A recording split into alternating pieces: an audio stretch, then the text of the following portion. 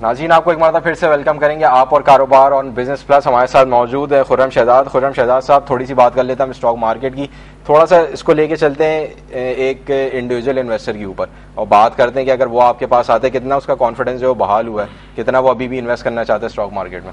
देखें, एक्विटीज का जहां तक ताल्लुक है, इन्वेस्टर जो है कभी भी इतना ज्यादा कॉन्फिडेंट नहीं हुआ है, लेकिन ऑफ कोर्स इंटरेस्ट जो है वो शो करते हैं इन्वेस्टर्स अभी भी।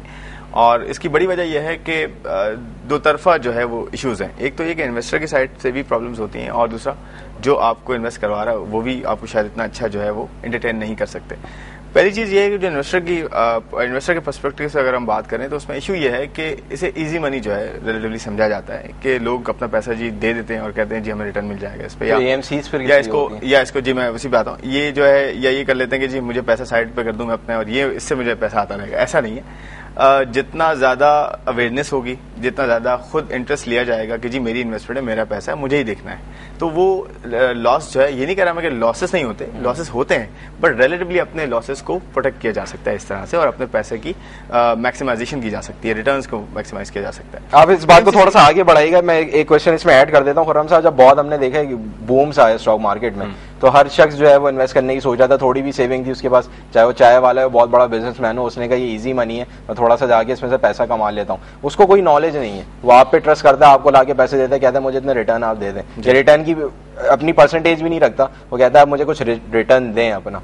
तो उसका तो आप पे ब्लाइंड फेथ है ना, उसको नॉलेज नहीं है, लेकिन वो आपके पास आया, उसने देखा एक पैसे कमाने का जरिया है, वो आपके पास आया, उसने पैसा इन्वेस्ट किया। अब आपकी क्या रिस्पॉन्सिबिलिटी बनती है? देखें, मैं इसमें दो लोग इन्वॉल्व होते हैं। एक तो एएमसीज हैं, एसेट मैनेजमेंट कंपनीज हैं, प्रोफेशनल एक्सपर्ट्स जो होते हैं इन्वेस्टमेंट्स के, इन्वेस्टमेंट मैनेजर्स जिन्हें कहते हैं। एक होता है ब्रोकर, ठीक है। हम सेल साइड ब्रोकर्स हैं, ब्रोकर्स को रिप्रेजेंट करते हैं, और हम एक गेटवे प्रोवाइड करते हैं। आपके पास पैसा है, आप हमें देंगे, आप बताएंगे खुद कि जी कहाँ लगाना, हम लगा देंगे, या हम आपको रिकमेंड कर देते हैं। हम एक रिसर्च भी मेंटेन करते हैं। दूसरा, एज एन एएमसी हम ये करते हैं कि जी आप कुछ सर्टेन पोर्शन अपना पैसों का आप या रिटर्न का या जो भी ओवरऑल एसेट्स का अपना देंगे, या आपकी जितनी वैल्यू होगी इन्वेस्टमेंट की वो आप मुझे देंगे, उस पर मैं आपको इतना % गारंटीड भी होते हैं रिटर्न्स, बट मैं आपको ये कह सकता हूँ कि जी मार्केट में इतना रिटर्न हो रहा है और मैं आपको इतना रिटर्न एटलीस्ट कमा के दे सकता हूँ आपके रिस्क और रिटर्न प्रोफाइल के हिसाब से कि जी आपको कितना पैसा चाहिए और आप कितना रिस्क ले सकते हैं। ये एक तरीका होता है इन्वेस्टमेंट करवाने का। तो अगर एक बंदा या एक इन्वेस्टर हमारे पास आता है और वो कहता है कि जी मुझे एक पैसा है मेरा और इसमें मुझे जो है वो इन्वेस्टमेंट करनी है, तो हम उससे ये पूछते हैं कि जी आप बताएं कि आपको कैश फ्लोज की क्या रिक्वायरमेंट्स हैं, आपका रिस्क कितना है, आपको किस तरह का जो है इन्वेस्टमेंट प्रोफाइल आपका है, ताकि हम उस हिसाब से आपको इन्वेस्टमेंट दे सकें और उस पर रिटर्न आपको बना के दे सकते हैं जो आपको रिक्वायर्ड है। तो अब इसमें इशू ये होता है कि जो इन्वेस्टर होता है उसकी भी रिस्पॉन्सिबिलिटी बनती है। ऐसा नहीं है कि जी आपने हमें पैसा दे दिया अब हमारा ही सब कुछ है, ठीक है, एज ए नेशनल मैनेजर हमारा जो है वो रिस्पॉन्सिबिलिटी है, but at the same time आपका जो पैसा है या एज एन इन्वेस्टर आपका अपनी जो कमाई है उस पर भी आपकी ये रिस्पॉन्सिबिलिटी है कि आप उसकी लम्हा ब लम्हा जो है वो खबर रखें, और उसके साथ साथ ये देखें कि ये जो चेंजेस आ रही हैं इकोनॉमी में पॉलिटिकल फ्रंट पे, ये सब किस तरह से जो है इवॉल्व हो रही हैं और किस तरह से आगे जाते हुए इन्वेस्टमेंट में कन्वर्ट हो सकती हैं। इस चीज़ की अंडरस्टैंडिंग बहुत ज़रूरी है, और अवेयरनेस के साथ इस तरह की नॉलेज आप हर दिन आए, जो आपको पता है कितनी इन्फॉर्मेशन यहाँ पे जो है फ्लो होता है कितना ज़्यादा, तो हर चीज़ की नॉलेज रखना ये बहुत अच्छी चीज़ है। अगर आप नॉलेज नहीं रखते, मैं ब्रोकर के पॉइंट से बात कर रहा हूँ, आपके पास नॉलेज नहीं है, इन्फॉर्मेशन नहीं है, तो आप एसेट मैनेजर के पास जाएं, उनको पैसा दें, वो आपके जो बिहाफ पे पैसा मैनेज करेंगे और वो आपको रिटर्न। एक ब्रोकर, एक एएमसी जो है वो इस तरह के दावे नहीं करती आपसे पैसा लेने के लिए ताकि वो आगे इन्वेस्ट कर सके कि हम जो है वो आपको बिल्कुल पैम्पर करेंगे, इस तरह की दावे। देखिए, ये जो है एएमसीज का होता है टू एन एक्सटेंट कि जी जो प्रोफेशनल एक्सपर्ट्स होते हैं, जो इन्वेस्टमेंट मैनेजर्स होते हैं, उनका यही काम होता है कि अगर आपके पास टाइम नहीं है तो आप उन्हें पैसा दे दें, वो आपको सर्टेन पोर्शन आपसे चार्ज करेंगे और आपको पैसा मैनेज करके देंगे according to your risk and return profile. तो ये बिल्कुल एएमसीज का काम होता है और एएमसीज करती भी हैं, बट अनफॉर्चुनेटली हमारे यहाँ इस तरह से जो है इतना ज्यादा इस चीज को जो है वो नहीं देखा जा रहा। लेकिन अब यहाँ से ऑनवर्ड्स जो है ये रियलाइजेशन हो रही है मार्केट में और इस सेक्टर में भी कि जी पिछले जो 8-10 सालों में जो नुकसानात हुए हैं, जितना ज्यादा इग्नोरेंस जो है वो हुई है इस तरफ, वो उसको जो है प्रॉपर्ली अब जो है वो टेकअप किया जा रहा है। और अब यहाँ से ऑनवर्ड्स इन्वेस्टर भी कॉशियस है और जो इन्वेस्टमेंट मैनेजर है वो भी जो है कॉशियस होके इन्वेस्टमेंट जो है वो कर रहा है, क्योंकि अगर अभी आप एक टिल्ट देखें तो फिक्स इनकम की तरफ ज्यादा हो रहा है, या ये कह लें कि मनी मार्केट फंड्स की तरफ ज्यादा हो रहा है। उसकी दो वजह है, एक तो ये कि रिस्क लेवल इकोनॉमी में अगर बढ़ जाता है और इन्वेस्टर को रिटर्न जो है वो नजर नहीं आता, या इन्वेस्टमेंट मैनेजर को रिटर्न नजर नहीं आता एक्विटीज में, क्योंकि रिस्की इन्वेस्टमेंट्स हैं ऑफकोर्स एक्विटीज, तो वो अपना जो इन्वेस्टमेंट ये कह लें कि एवेन्यू है वो मनी मार्केट को ज्यादा जो कर रहा है। या फिर आप इस्लामिक में देख लें, सुकूक की जो है वो गवर्नमेंट की डिमांड सुकूक में हो रही है, तो फिर जो फंड्स हैं वो भी अपने जो इस्लामिक फंड्स हैं वो भी लेकर आ रहे हैं। लेकिन खुर्रम साहब, अगर एक इन्वेस्टर ऐसा कर रहा है तो सही नहीं कर रहा है, क्योंकि उसको अपना पैसा तो सिक्योर करना है ना। नहीं, डेफिनेटली सही कर रहा है, लेकिन आप देखें रिस्पॉन्सिबिलिटी दोनों की होनी चाहिए। अगर आपका पैसा है तो आपको कुछ इन्फॉर्मेशन उसके बारे में रखनी चाहिए, ऐसा नहीं है कि आप बिल्कुल भूल जाएं उस चीज को। बट ये कि हर एएमसी का अगर आप देख लें, जो भी प्रोस्पेक्टस होता है या कोई भी फंड का जो एक डॉक्यूमेंट होता है, उसे जो है वो देखना चाहिए कि जी उसमें रिस्क कितना है, उसमें क्लियरली सब चीजें मेंशन होती हैं।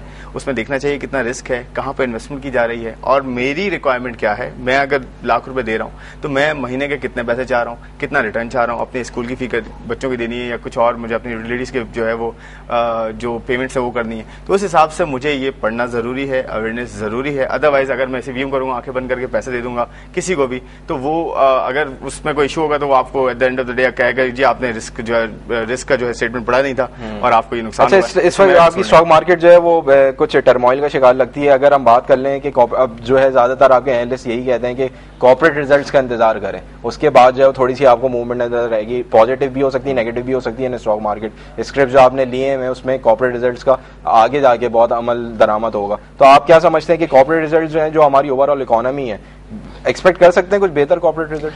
देखिए, ये बड़ा अच्छा क्वेश्चन है। उसकी वजह यह है कि हमारी मार्केट्स ने कैपिटल मार्केट्स की अगर बात करें, मनी मार्केट तो बिकॉज ऑफ गवर्नमेंट रिक्वायरमेंट और ऑल दैट स्टफ परफॉर्म कर रही है, उसमें कोई इशू नहीं है। और इस्लामिक भी अब जो है वो शुरू हो गया है और काफी फंड्स भी आ रहे हैं, वो तो एक अलग साइड हो गई है। अगर सिर्फ इक्विटीज की बात करें तो इसमें एक अच्छी चीज हमारी ये है कि अगर आप पिछले 3-4 साल की बात करें, पोस्ट फ्लोर की मैं बात कर रहा हूँ, उसमें अगर आप अभी तक की परफॉर्मेंस देखें तो काफी बेहतर परफॉर्मेंस रही है डिस्पाइट ऑल दीज मिजरीज। जो आप गवर्नमेंट आप देख लें, इकोनॉमी में आपके मसले हो रहे हैं, इसके बावजूद आपके पास बहुत अच्छे रिटर्न्स इक्विटीज ने दिए। उसकी एक बड़ी वजह यह है कि कॉर्पोरेट अर्निंग्स जो है वो रिलेटिवली इंटैक्ट है, यानी कि उसमें कोई नुकसान नहीं हुआ है, कोई किसी तरह के कोई इश्यूज नहीं है। खैबर पख्तूनख्वा से लेकर बलूचिस्तान से लेकर हर जगह आपके मिनरल्स हैं। आप सिंध में भी देख लें, आपके पास जो है वो ऑयल एंड गैस के ज़खायर सब मौजूद हैं और उसमें कोई ऐसा इतने बड़े इश्यूज नहीं हुए।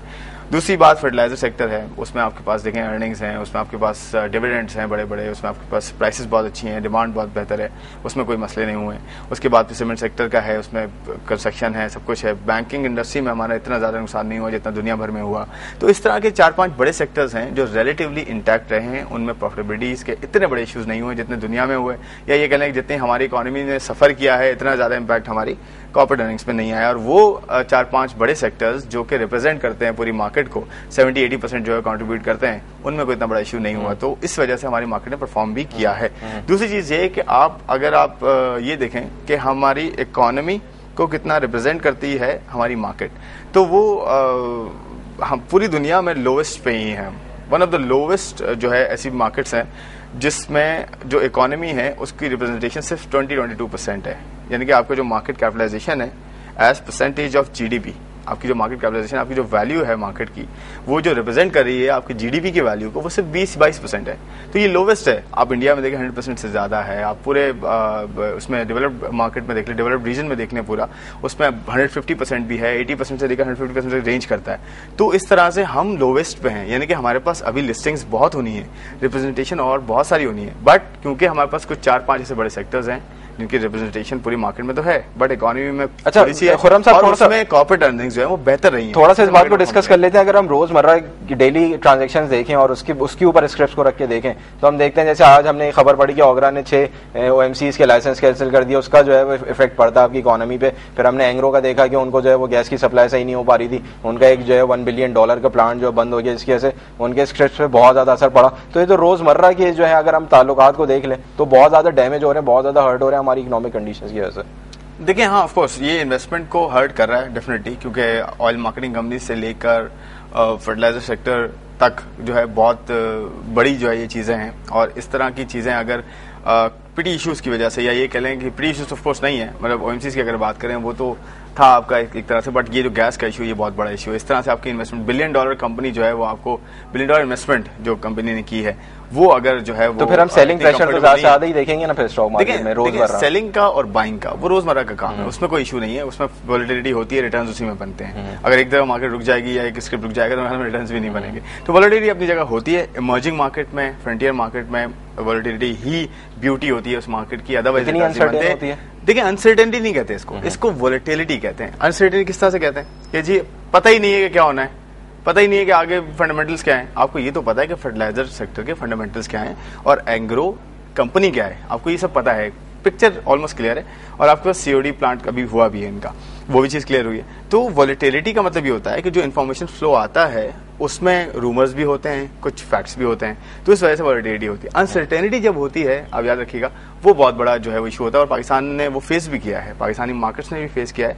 अनसर्टेनिटी जब होती थी कि जी सीजीडी का पता ही नहीं क्या होना है क्या नहीं होना, तो आप मार्केट का हाल देख लें क्या हो रहा है, वॉल्यूम्स देखें डेड लो हुए हैं और मेरे ख्याल में लोवेस्ट पे जब तक ये सीजीडी नहीं हटेगा वॉल्यूम्स बेहतर नहीं होंगे डेफिनेटली, क्योंकि अच्छा चले बात कर लेते हैं क्या एक्टिविटी होनी चाहिए जिसकी वजह से थोड़ी सी तो वाइब क्रिएट हो स्टॉक मार्केट में। देखिए सबसे बड़ी चीज वही सीजीडी का आपका बहुत वैलिड पॉइंट है। सीजीडी जो है गवर्नमेंट को रिकंसिडर करना चाहिए, और सिर्फ एज अ ब्रोकर मैं नहीं कह रहा, क्योंकि ओवरऑल अगर इन्वेस्टर के पॉइंट ऑफ व्यू से भी देखें तो हैसल ऑफ कोर्स है और आपके पास रिटर्न्स इतने नहीं है, उस वजह से आपके पास जो है सीजीडी का होना मेरे ख्याल में इस वक्त जो है बहुत ज्यादा कंट्रोवर्शियल है और उसका जो पर्पस था वो भी सर्व नहीं हो रहा। जब पर्पस नहीं सर्व हो रहा तो डेफिनेटली उसका होना मेरे ख्याल में कॉस्ट ही आपको जो है दे रहा है। दूसरी चीज ये, गवर्नमेंट खुद अगर रिकंसिडर नहीं करती तो गवर्नमेंट के अपने स्टेक्स काफी ज्यादा है मार्केट्स पे, और अपना जो ऑफलोडिंग है गवर्नमेंट ने इस साल और अगले साल जो प्लान किया हुआ है वो भी मेरे ख्याल में हर्ट होगा। तो अगर उसको पोलाइटली और बहुत ही स्मूथली अगर लेके चलना है तो मेरे ख्याल में मार्केट की डेवलपमेंट को सामने रखना होगा सबसे पहले, और कैपिटल मार्केट्स आपका बैकबोन होती है पूरी। तो बहुत जल्दी डिस्कस कर लेते हैं, थोड़ा सा लोग जो है स्क्रिप्ट से हट के कमोडिटीज या म्यूचुअल फंड्स को देखें।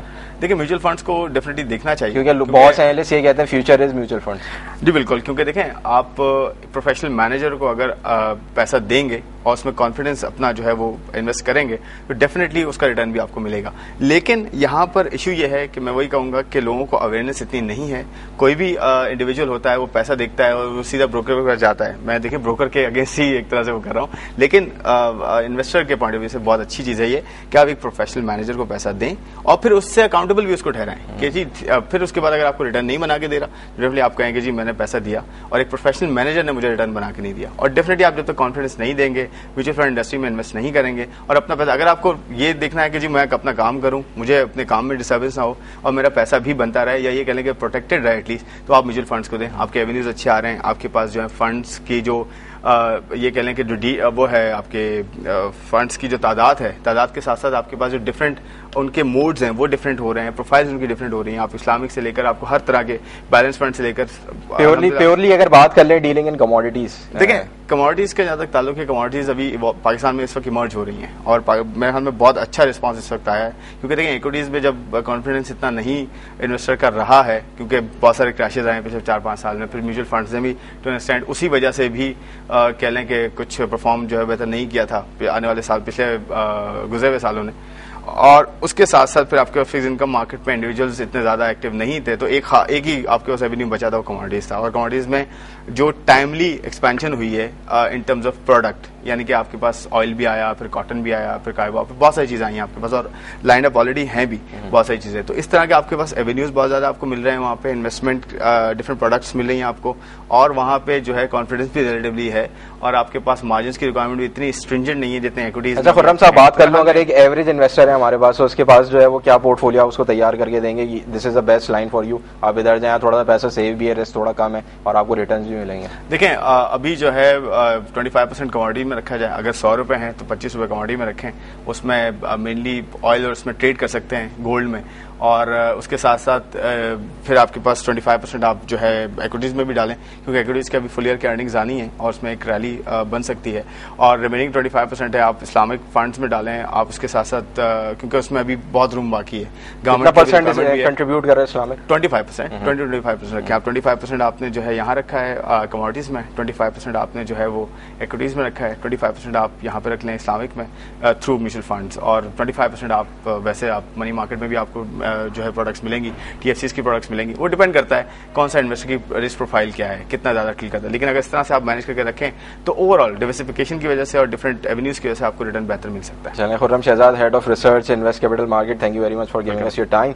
नाज़रीन, ये था आज का आप और कारोबार। अगर आप हमें अपना फीडबैक देना चाहें, you can always write to us live.wire@businessplus.tv। Thank you for watching Business plus.